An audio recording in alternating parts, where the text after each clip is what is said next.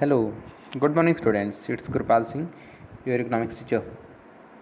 So students, in this video today we are going to study about foreign trade. What was the condition of foreign trade on the eve of independence? Okay. So before starting, first of all I need your SR number to mark your present or absent. Right. So write your SR numbers, then we will move forward. As you know very well, our chapter number 1, Indian economy on the eve of independence, is going on. Okay, and today's topic is foreign trade. First of all, we will study about foreign trade. During the British rule, Britishers trade were given government protection and help, while Indian trader had to bear various restrictions. क्या था उस time में foreign trade में कि British rule के time में British traders were given government protection. Government को protection कौन देता था? British traders. एंड हेल्प, और गवर्नमेंट की मदद करते थे. Who?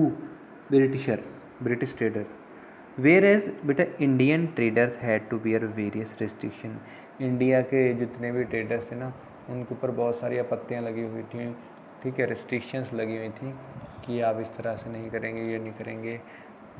Okay, a lot of restrictions were over there on the shoulder of whom? Indian traders, right? So, and second step, India's main export were primarily products like raw silk, cotton, wood, sugar, indigo, jute, etc. As already in all three videos I am telling कि only they were using India as a raw material exporter because they were exporting the products from our country at very low cost to their home country. Okay. Major imports were finished good consumer goods like cotton, silk, woolen cloths and capital. As already we have studied कि they were declining our handicraft and they were selling in our country their machinery made products.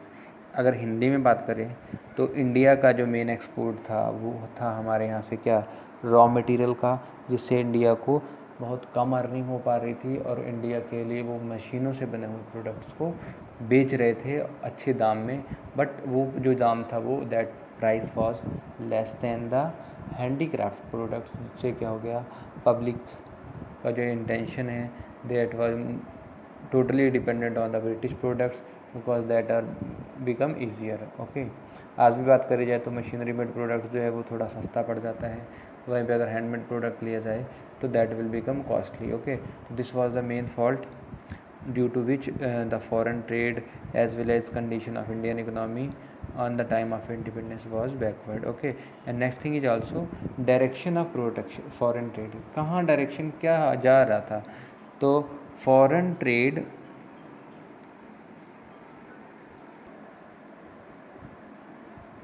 so you can say during its British rule, Britain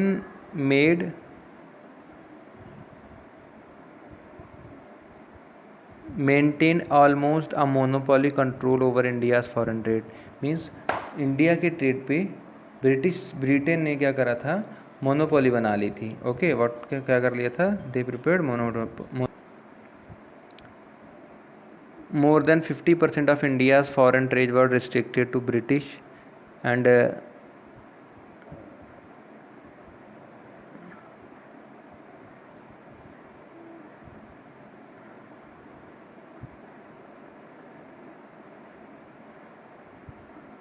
rest was shared by few countries like China, Ceylon and Persia.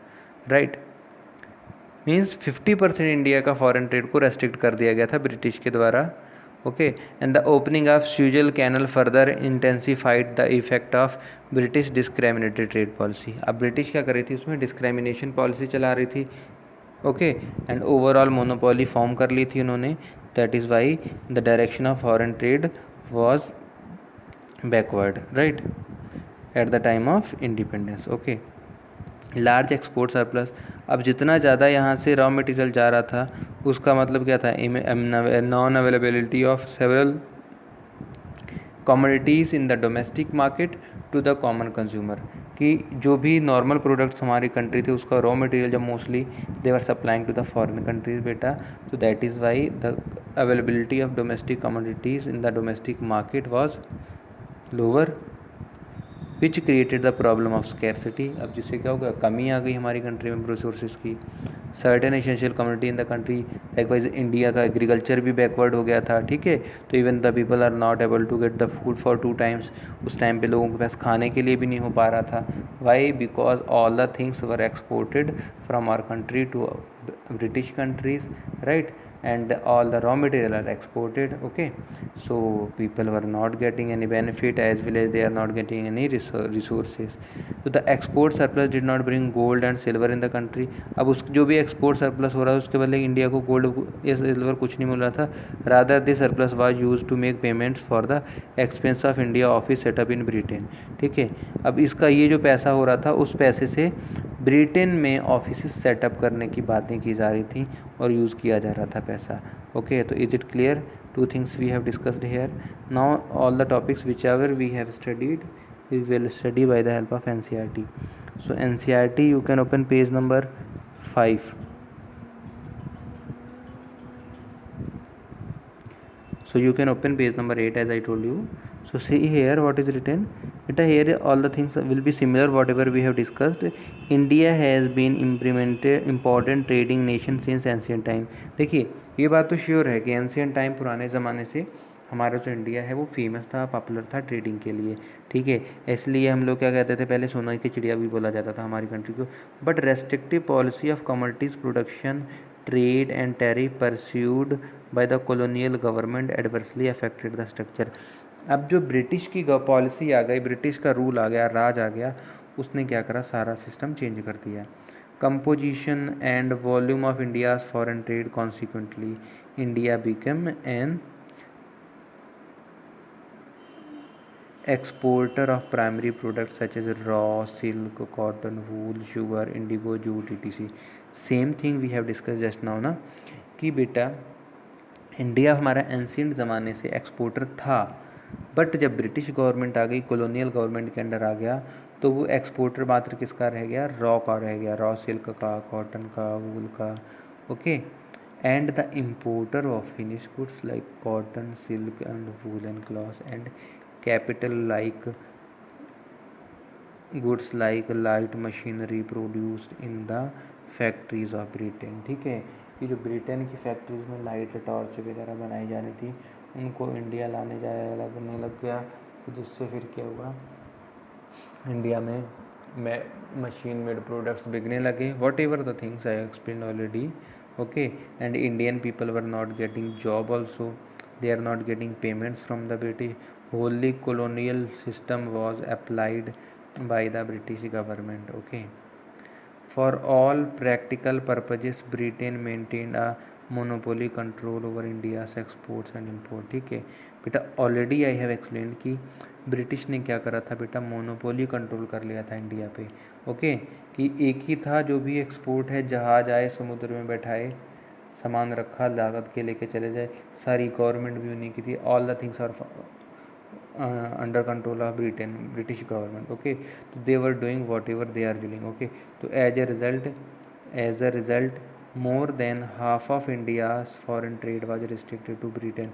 Already हम लोग पढ़ चुके हैं PPT में भी कि India का आधे से ज़्यादा ट्रेड जो है ब्रिटेन ने रिस्ट्रिक्ट कर दिया था।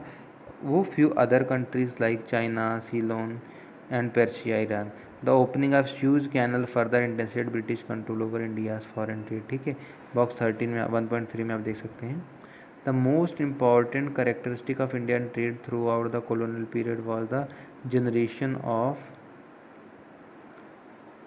Further intensified British control over India's foreign trade, okay.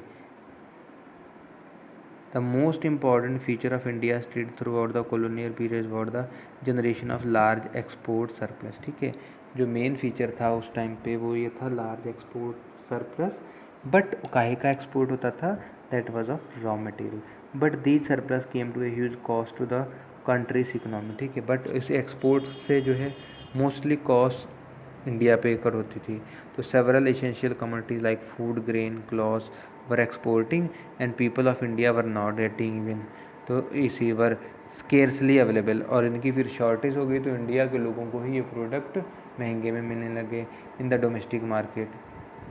Furthermore, this export did not result in the flow of gold silver into India. ठीक है, और फर्दर ये गोल्ड सिल्वर के सिस्टम में नहीं आया, rather this was used to make payment for expenses. ठीक है, बस किसके लिए यूज़ करते जाने लग गया, फर्दर जो भी पेमेंट्स होनी है उसके लिए.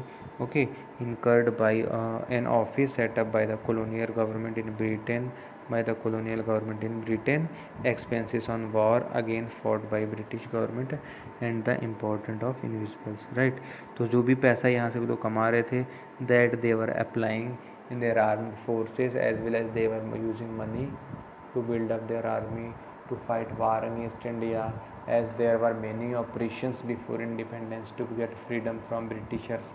Okay, but their power was strong, Britishers were strong, but still India got its freedom in 1947. Okay, so now I'm giving you few topics from the list of these items. Work these out, same page number.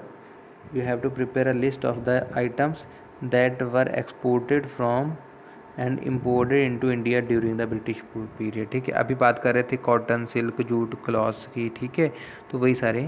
Second कह रहा है collect information from the economic survey of various year published by the ministry of foreign finance government of India on various items of export from India and it's imports. Compare these with imports and export from pre-independence era. Also find out name of the prominent ports which now handle the bulk of India's foreign trade. Okay, so all these two questions you have to solve by yourself. Okay, as well as whatever we have discussed with students in this video, you have to prepare note. Okay, and write down the few questions I'm asking you, their answers you have to write in the comment section. First of all, write what items were exported from India during the British period, which system was followed. Number 2 question, which system was followed by British, okay, for exporting, and which kind of market was formed by Britain in India on the eve of independence. Right, these questions, 3 questions you have to write on your copy also, as well as you have to write answer of these 3 questions in the comment box. Okay, and if you have got it all the things whatever we have discussed now, you can write yes comment also in the comment box. As well as beta, in the beginning I told you you have your SR number is compulsory, so you have to mention your SR number in a comment box. Okay, which is indicator of your present or absent. Right, thank you students for watching this video. Have a good day. Like this video if you are getting all the things. Subscribe my channel if still you have not subscribed. Bye bye, take care.